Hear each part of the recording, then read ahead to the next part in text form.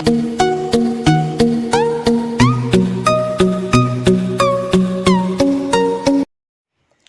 Friends, you are ക്രിയേഷൻസിൻ്റെ രേഖാസ് കിച്ചണിലേക്ക് എല്ലാവർക്കും സ്വാഗതം. ഞാനിന്നൊരു പ്രോൺസ് ഫ്രൈഡ് റൈസിൻ്റെ റെസിപ്പി ആയിട്ടാണ് വന്നിരിക്കുന്നത്.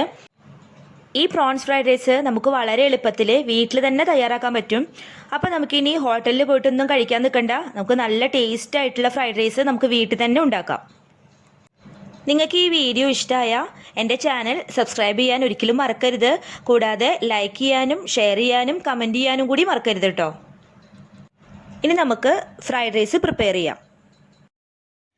ഫ്രൈഡ് റൈസ് ഉണ്ടാക്കുന്നതിൻ്റെ ഫസ്റ്റ് സ്റ്റെപ്പ് കറക്റ്റ് വേവിൽ നമ്മുടെ ഫ്രൈഡ് റൈസിൻ്റെ അരി വേവിച്ചെടുക്കുക എന്നുള്ളതാണ്.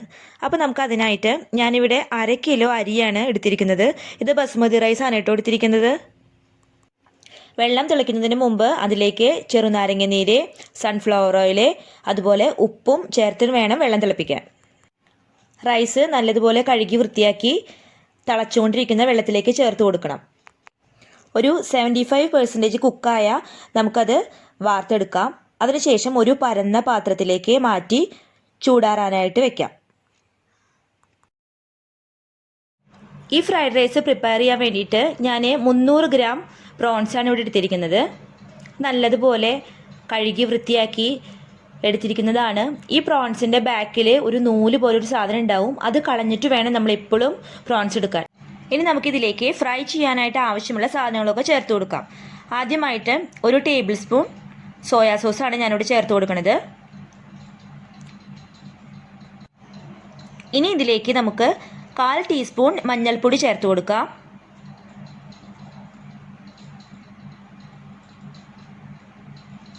അതിനുശേഷം 1 ടേബിൾ സ്പൂൺ കാശ്മീരി ചില്ലി ചേർത്ത് കൊടുക്കാം. കൂടാതെ 1 ടീസ്പൂൺ കോൺഫ്ലവറും കൂടി ഇതിലേക്ക് ചേർത്ത് കൊടുക്കാം. കോൺഫ്ലവർ നിങ്ങൾക്ക് ഇഷ്ടമുണ്ടെങ്കിൽ മാത്രം ചേർത്താൽ മതി കേട്ടോ. ഞാനിത് ഇതിൻ്റെ മുകളിൽ ചെറുതായിട്ടൊന്ന് കോട്ടിങ് കിട്ടിക്കോട്ടെ വെച്ചിട്ടാണ് ഈ കോൺഫ്ലവർ ചേർക്കുന്നത്. ഇനി നമുക്ക് ഈ പ്രോൺസും പൊടികളും കൂടിയിട്ട് നല്ലതുപോലെ ഒന്ന് മിക്സ് ആക്കി എടുക്കാം.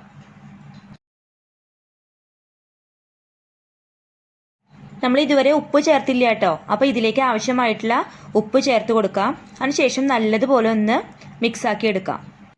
ഈ പ്രോൺസിനെ നമുക്ക് ഒരു 30 മിനിറ്റ് നേരം റെസ്റ്റ് ചെയ്യാൻ വെക്കാം.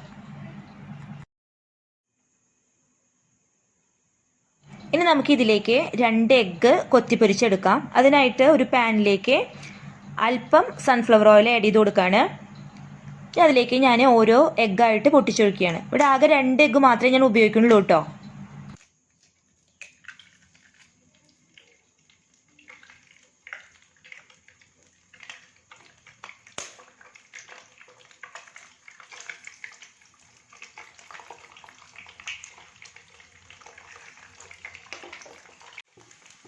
ഇതിലേക്ക് ആവശ്യമായിട്ടുള്ള ഉപ്പ് ചേർത്ത് കൊടുക്കാം. അതിനുശേഷം നമുക്കിത് ചെറുതായിട്ടൊന്ന് കൊത്തിപ്പൊരിച്ചെടുക്കാം.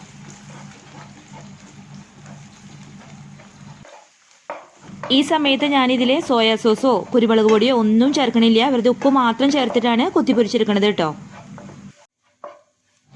ഇനി ഇത് നമുക്ക് ഒരു പ്ലേറ്റിലേക്ക് മാറ്റി വയ്ക്കാം.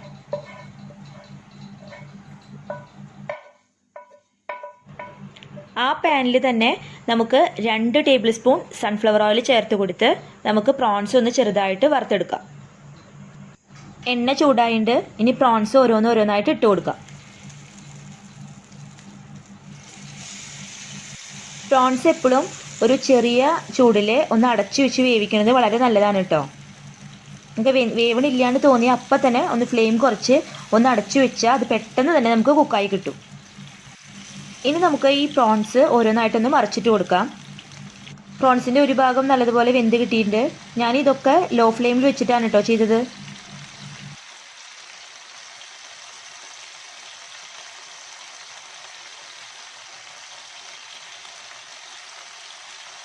പ്രോൺസ് നല്ലതുപോലെ കുക്കായിട്ടുണ്ട്.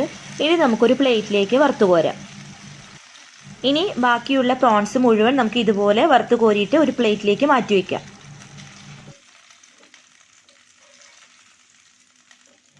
ഇനി നമുക്ക് റൈസ് തയ്യാറാക്കാൻ തുടങ്ങാം. അതിനായി ഒരു പാൻ ഗ്യാസിൽ വെച്ചിട്ടുണ്ട്. അതിലേക്ക് ഒരു 3 table spoon sunflower oil add ചെയ്ത് കൊടുക്കുകയാണ്. ഇനി ഇതിലേക്ക് നമുക്ക് വെളുത്തുള്ളിയാണ് ചേർത്ത് കൊടുക്കേണ്ടത്. വെളുത്തുള്ളി ഞാനിവിടെ ചെറുതായിട്ട് നുറുക്കി വെച്ചിട്ടുണ്ട്, അത് ആഡ് ചെയ്ത് കൊടുക്കുകയാണ്. വെളുത്തുള്ളിയുടെ അളവ് ഞാൻ ഇവിടെ പറയണില്ല, കാരണം അത് ഓരോരുത്തരുടെയും ഇഷ്ടത്തിനനുസരിച്ച് ചേർക്കാവുന്നതാണ്. വെളുത്തുള്ളി നല്ലതുപോലെ കുക്കായിട്ടുണ്ട്. ഇനി ഇതിലേക്ക് നമുക്ക് സവാള ചേർത്ത് കൊടുക്കാം. ഞാനിവിടെ ഒരു 2 വലിയ സവാളയാണ് എടുത്തിരിക്കുന്നത്, അത് ക്യൂബ് ഷേപ്പിൽ കട്ട് ചെയ്തിട്ടുണ്ട്. അത് ഇതിലേക്ക് ചേർത്ത് നമുക്കൊന്ന് ഇളക്കി കൊടുക്കാം. ഇനിയുള്ള കുക്കിംഗ് ഒക്കെ നമുക്ക് ഹൈ ഫ്ലെയിമിൽ വെച്ച് വേണം ചെയ്യാൻ. സവാള ഒന്ന് വാടി തുടങ്ങിയിട്ടുണ്ട്. ഇനി നമുക്കിതിലേക്ക് പച്ചക്കറികൾ ചേർക്കാം. ആദ്യമായിട്ട് കുറച്ച് ബീൻസ് എടുത്തിട്ടുണ്ട്, അത് ചെറുതായിട്ട് അരിഞ്ഞത് ഇതിലേക്ക് ചേർത്ത് കൊടുക്കാം. പച്ചക്കറികൾക്ക് നിങ്ങൾക്ക് കൂടുതൽ ഇഷ്ടമാണെങ്കിൽ ഇതിൽ കൂടുതൽ ചേർക്കാം. തീരെ പച്ചക്കറി ഇഷ്ടമില്ലെങ്കിൽ വളരെ കുറച്ച് പേരിന് മാത്രം ചേർത്താൽ മതി. ഇത് ജസ്റ്റ് ഒന്ന് വഴറ്റി കൊടുത്താൽ മാത്രം മതി, കാരണം ഒരുപാട് കുക്കാവേണ്ട ആവശ്യമില്ല. ഇത് കഴിഞ്ഞ് നമ്മളിനി അടുത്തത് നമ്മളിതിലേക്ക് ക്യാരറ്റാണ് ചേർത്ത് കൊടുക്കുന്നത്. ഞാനിവിടെ ഒരു വലിയ ക്യാരറ്റ് ക്യൂബ്സ് ആയിട്ട് കട്ട് ചെയ്ത് വെച്ചിട്ടുണ്ട്, അത് ഇതിലേക്ക് ആഡ് ചെയ്ത് കൊടുക്കുകയാണ്. അതിനുശേഷം നല്ലതുപോലെ ഒന്ന് മിക്സ് ആക്കി കൊടുക്കാം.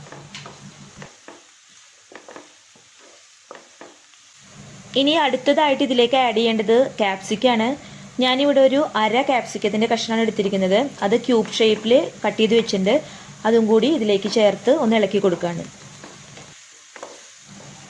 വെജിറ്റബിൾസ് എല്ലാം ഇവിടെ ഒന്ന് വാടി വന്നിട്ടുണ്ട്. ഇനി നമുക്കിതിലേക്ക് 1 ടേബിൾ സ്പൂൺ സോയാ സോസ് ചേർക്കാം. ചില ആൾക്കാർ റൈസിന് മുകളിൽ ലാസ്റ്റാണ് സോയാ സോസ് ചേർക്കുന്നത് കണ്ടിരിക്കുന്നത്. പക്ഷേ അതിനേക്കാളും ടേസ്റ്റ് നിങ്ങൾക്ക് ഈ പച്ചക്കറിയിലേക്ക് സോയാ സോസ് ചേർത്ത് അതിൻ്റെ ഒരു പച്ചമണം വിട്ട് കിട്ടുമ്പോഴാണ് കേട്ടോ. നെക്സ്റ്റ് ഇതിലേക്ക് 1/2 ടീസ്പൂൺ പെപ്പർ പൗഡർ ചേർത്ത് കൊടുക്കാം. നിങ്ങൾക്ക് നല്ല എരിവ് ഇഷ്ടമുള്ള ആൾക്കാരാണെങ്കിൽ 1 ടീസ്പൂൺ ചേർത്താലും കുഴപ്പമില്ല.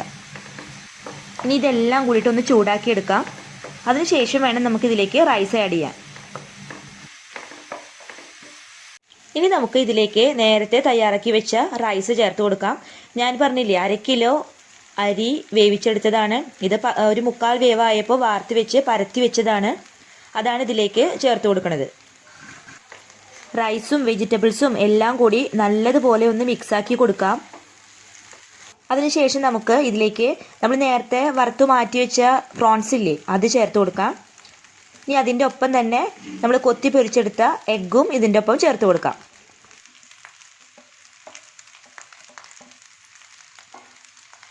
ഇനി ഇതെല്ലാം കൂടിയിട്ട് നല്ലതുപോലെ ഒന്ന് മിക്സ് ചെയ്തെടുക്കണം. ഈ സമയത്ത് ഹൈ ഫ്ലെയിമിൽ വേണം കേട്ടോ കുക്ക് ചെയ്യാൻ. നമ്മുടെ പ്രോൺസ് ഫ്രൈഡ് റൈസ് ഞാനിവിടെ നല്ലതുപോലെ മിക്സാക്കി എടുത്തിട്ടുണ്ട്. ഇനി നമുക്ക് ഫ്ലെയിം ഓഫ് ചെയ്യാം. നിങ്ങളെല്ലാവരും വീട്ടിൽ ഇതുപോലെ ഫ്രൈഡ് റൈസ് ഉണ്ടാക്കി നോക്കണം. ഇത് വളരെ ടേസ്റ്റിയാണ്. നമുക്കപ്പോൾ റെസ്റ്റോറൻറ്റിലേക്കൊന്നും പോകണ്ട, ഇതുപോലെ നമുക്ക് വീട്ടിലുണ്ടാക്കാം. അപ്പോൾ എല്ലാവർക്കും നന്ദി, നമസ്കാരം.